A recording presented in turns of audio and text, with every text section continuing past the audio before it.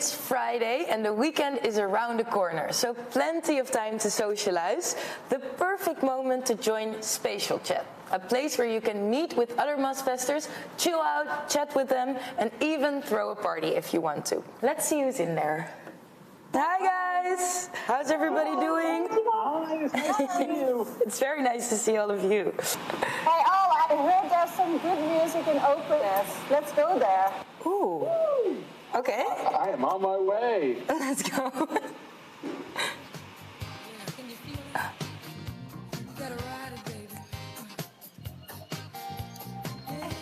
Wow. Nice. Wait, let me move closer. I know you feel me. Come on. Get up now.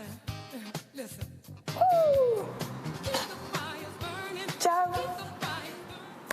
It's so cool to meet the MozFest community this way. So have a look in the Spatial Chat and join the party. Go.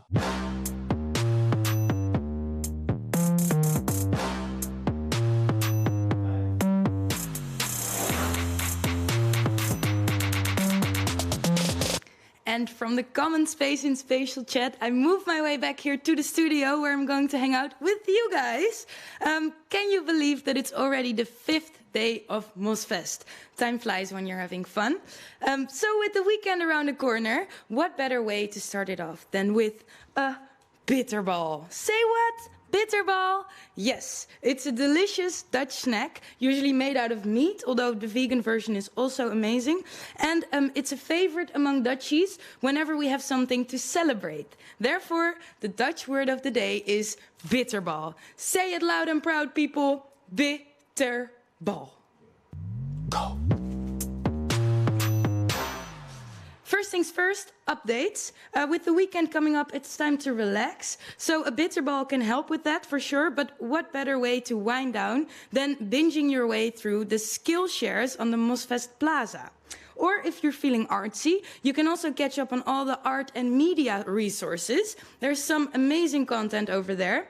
Artist Jonas Lund, for example, is inviting anyone to book his time for whatever purpose you like. So if you need some general life advice or some critique on your art project maybe, check that out. But that is just one of the many things you could do.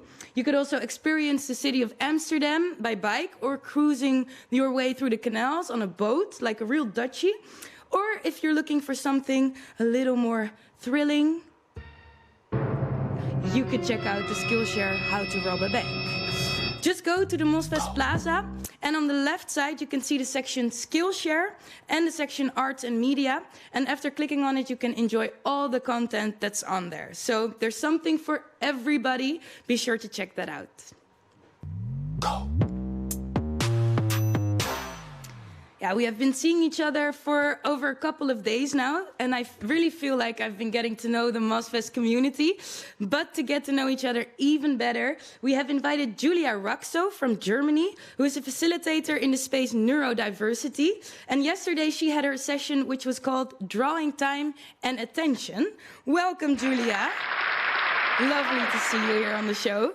In your workshop, you discussed the attention economy and challenged the metrics of time spent. Firstly, I would like to ask you, what is the problem with using metric time to define our attention spans? Hi. So the problem with time spent is that it doesn't really tell us much about how we experience an activity, whether it depleted us or it energized us. How long did that time feel?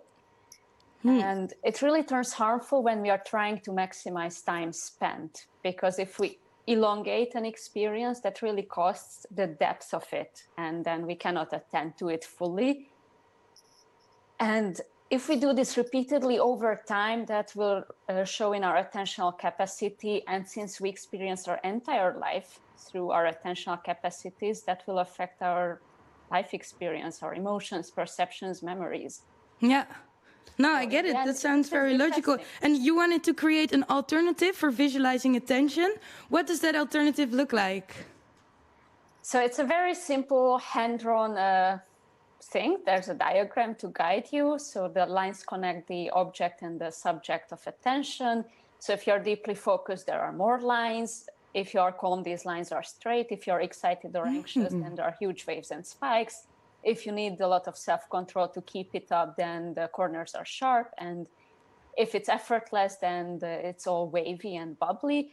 It's much simpler than it sounds. It's up on my website as well. Yeah, that's so cool. I like right away see it in front of me. So it's already very visual.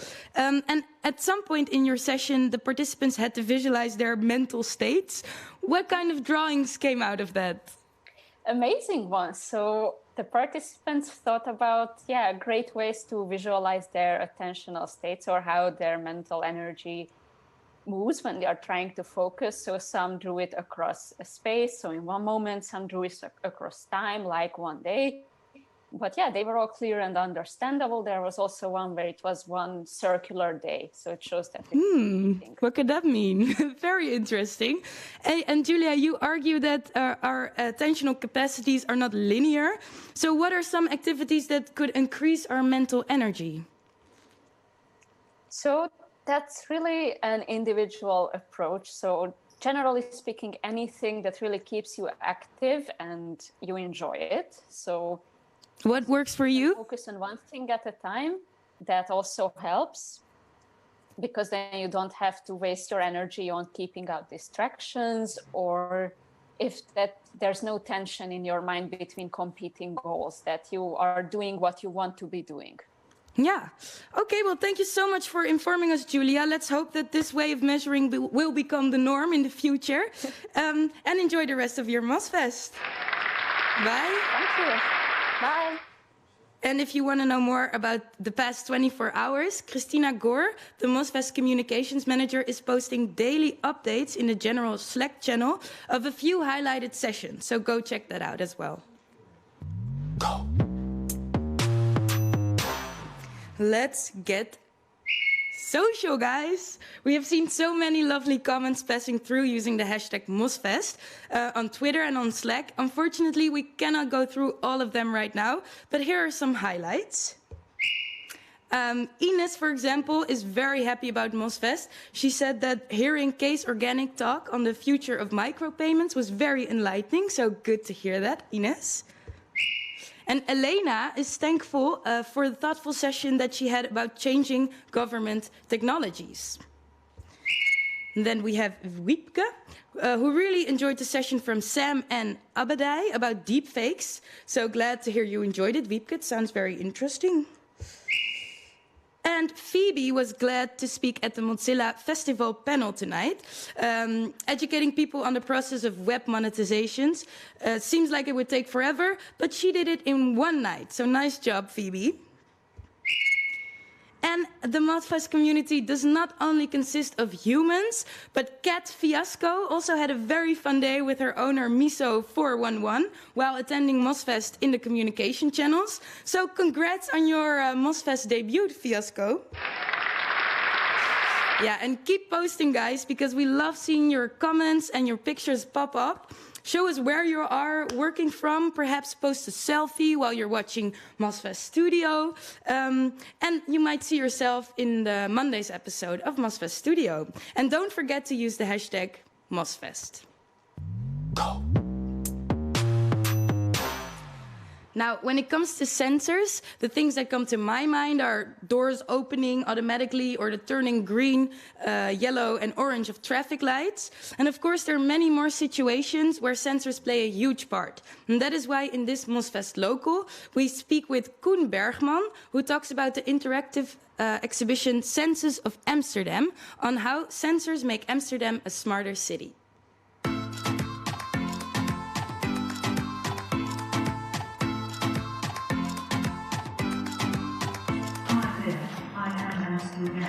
Nice to see you. In a world full of technology, this is becoming the new future. Everything is being tracked in order to make life more safe and easier for citizens. But what exactly is this data being used for? The municipality of Amsterdam wants to show us. Why was it important for the municipality of Amsterdam to host this exhibition? There's a constant development in the city of Amsterdam of more sensors and more data collection in public space. And as the city, we are working on digital rights, privacy, all this kind of thing. So there's this combining tension between these developments. Yeah. And with this exhibition, because it's a really complex subject and there's all these kind of factors, we wanted to create something that's easy to understand for the average Amsterdammer, to understand what are we trying to sense in the city, what kind of data we're collecting, what the goal is. Can the citizens give their opinion about what the municipality is doing and what is being done with that information? Sure. We try to be as open as possible in our developments, and especially when we're designing new solutions, we try to do this with the citizens. So we try to invite them in design sessions, but also we do interviews and talk with people on what they think on sensing and the privacy issues involved, and what kind of things they want to measure for a more livable city. But we're always open for suggestions and ideas of people. So what are these devices used for? This thing is developed by the Sense Makers, which is a citizen collective of volunteers. They developed a sensor which they could measure water quality. And what you could see over here, what kind of different sensors you can all come across. And you are a citizen of Amsterdam yourself. So what is your personal opinion about how we're being surveilled in this city? I think Amsterdam is if you compare it to other cities, is one of the front runners, at least in this discussion. But we could still better ourselves. So give ourselves the goals to look at the alternatives and look at different ways of measuring what we want to measure without invading people's privacy. If you're ever finding yourself in Amsterdam, make sure you check out the exhibition. And coming Monday, Koen will be one of the facilitators of the session Responsible Sensing Lab. So look out for that one on the MozFest schedule. It starts at 2:30 p.m. Go. And if you're having some difficulties with finding the time in between your sessions to look for new ones to attend, we're here to help you with that. And who better to ask for some recommendations than two wranglers from the creative AI space. And they're going to tell us a little bit about the interesting sessions to look out for this weekend and next week. So please welcome to the show, Douglas Adelanes from Czech Republic. Welcome. And our very own Dutchie, Philo Kemanade. Hello. Hello. So, could you tell me what are the creative AI gems from the arts and media section that we absolutely have to check out this weekend? Philo, you want to go first? Sure. We're really excited about all the artworks that we have as part of Creative AI. There's two things that I really want to highlight. One is called Latent Riot by the Moving Target Collective. And this is a super interesting piece, which is not only using AI, but it's also critically reflecting on AI and the way that we generally talk and discuss AI. And it has trained an artificial neural network based on an archive of protest placards to kind of like see what does an AI voice look like in this. That is so cool. Nice. And Douglas, any recommendation from you? Well, tonight, as a matter of fact, there's going to be a session where the artist Blair Simmons talks about the work called Print Dialogue. And Print Dialogue is really funny because what it does is it uses AI to generate short plays. And the plays come back often really absurd, really often really funny as well. I'm just reading one right now and it says, "You should be buying a hamburger, eating it? Should I consider buying a hamburger? Can I have a heart attack, please?" Wow, that's amazing. Okay. I was also browsing the arts and media section and I saw one called Weather Journals. What is this one about? Well, people love to talk about the weather. And so what you do with weather journals is that you describe the weather where you are, and then it adds that to a model, and then it generates text based on what everybody else has put in, and then generates that for you. And so you get to see often some really random things, but it's just an indicator of where these types of systems are with understanding language and then doing something with it. Nice. Well, thank you guys so much for your recommendations. Yeah, and be sure to check out these recommendations because these guys really know what they're talking about. Nice to see you. Thanks for coming on the show. Later. And to get more information on sessions that are coming up, check the featured sessions section at the MozFest Plaza. It's on the right hand under Family Resources. Go. And with that, we have almost come to an end here at MozFest Studio. We will be back after the weekend with MozFest Studio, but you can still participate in sessions over the weekend because MozFest continues. Check Slack and your email later today for details on how to continue the MozFest momentum throughout the weekend. And last but not least, stay connected with us through Twitter and Slack using the hashtag MozFest. Let us know how your sessions are going. Let us know how you feel about today's show. And of course, don't hesitate to ask for help with the hashtag MozHelp. If you have any questions, you need any help, feel free to reach out. The help desk is at your service, even on the weekend. So that's it for today. Enjoy your bitterballs. Bye.